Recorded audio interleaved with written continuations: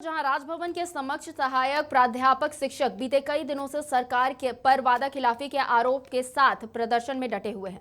क्या है इन शिक्षकों की मांग, क्या है इनकी समस्या और क्या है उनकी गुहार, इसका जानकारी लिए हमारे सहयोगी मोहम्मद मोइजुद्दीन ने। झारखंड में शिक्षा का अलख जगाने वाले शिक्षक आज सड़कों की रौनक बन गए हैं और सरकार के नीतियों के खिलाफ प्रदर्शन में डटे हैं। दरअसल झारखंड में सहायक प्राध्यापक जो हैं वो पिछले कई दिनों से राजभवन के समक्ष सरकार की नीतियों के खिलाफ प्रदर्शन कर रहे हैं, साथ ही इन्हें टर्मिनेट करने का विरोध भी जारी है। क्या कुछ मामला है, क्यों है ये विरोध और सरकार से ऐसी नाराज़गी क्यों है, इन लोगों से बात करेंगे। कितने दिनों से, कब से आप लोग यहाँ प्रदर्शन कर रहे हैं और क्या है पूरा मामला? हम लोग पिछले 21 दिनों से धरना पे बैठे हुए हैं। हमारी 4 सूत्री मांगे हैं। पहला मांग ये है कि 2018 में जो यूजीसी रूल रेगुलेशन जो पारित किया गया था, जिसको झारखंड सरकार 2021 में अंगीकृत कर लिया था, हमारी मांग है कि उसको यथावत रखते हुए हमें पहले अस्थायी किया जाए।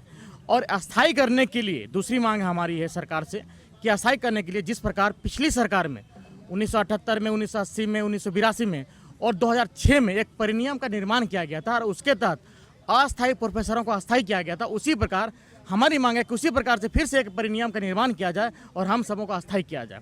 और बिल्कुल, तो कह सकते हैं कि झारखंड में जहां सरकार शिक्षा व्यवस्था को दुरुस्त करने की बात कर रही है, विद्यालयों का नवीनीकरण हो रहा है, रंग और पेंटिंग और पोचाड़ा हो रहा है, ऐसे में शिक्षक अगर सड़क पर रहें तो शिक्षा का स्तर किस पायदान पर होगा, इसका अंदाज़ा लगाया जा सकता है।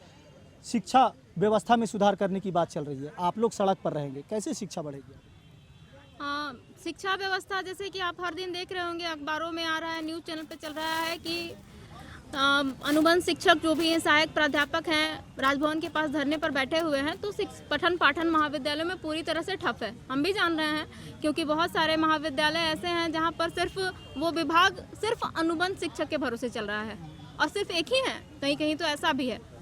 तो इस स्थिति में अगर विश्वविद्यालय, सरकार का ध्यान इस ओर नहीं जा रहा है तो स्थिति कही जाएगी कि उनका उस शिक्षा की तरफ बिल्कुल भी ध्यान नहीं है। वो नहीं चाहते हैं कि हमारे राज्य में शिक्षा की स्थिति अच्छी हो। लेकिन यहाँ जो प्रदर्शनकारी जो यहाँ पर शिक्षक है, इनसे बात करके हम ये जानना चाहते हैं कि आखिर इस तरह से प्रदर्शन करके क्या दिखाना चाहते हैं सरकार को, या फिर सरकार की ओर से क्या कुछ चाहते हैं?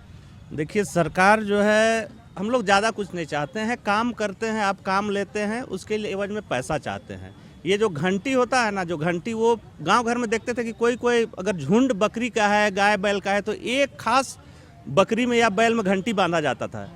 किस बैल बकरी पे बांधा? जो चोर होता था।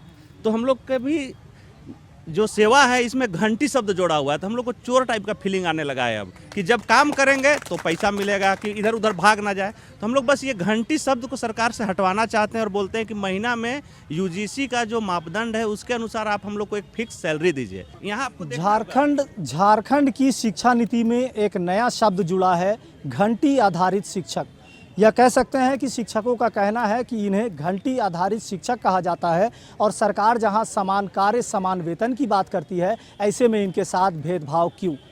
इन्हीं सभी मामलों को लेकर शिक्षक जो है, सहायक शिक्षक है, प्रदर्शन पर है और सरकार से अपने नियुक्ति, रेगुलाइजेशन जैसे विभिन्न मांगों को लेकर आंदोलन कर रहे हैं और जल्द सरकार से समान कार्य समान वेतन जैसी विभिन्न मांगों को मनवाने पर अडिग नजर आ रहे हैं। अब देखना होगा सरकारी तौर पर क्या कुछ पहलकदमी होती है या फिर इन शिक्षकों का प्रदर्शन कितना सर चढ़कर बोलता है, ये आने वाला समय बताएगा। अपने सहयोगी अरविंद के साथ मोइजुद्दीन, समाचार प्लस, रांची।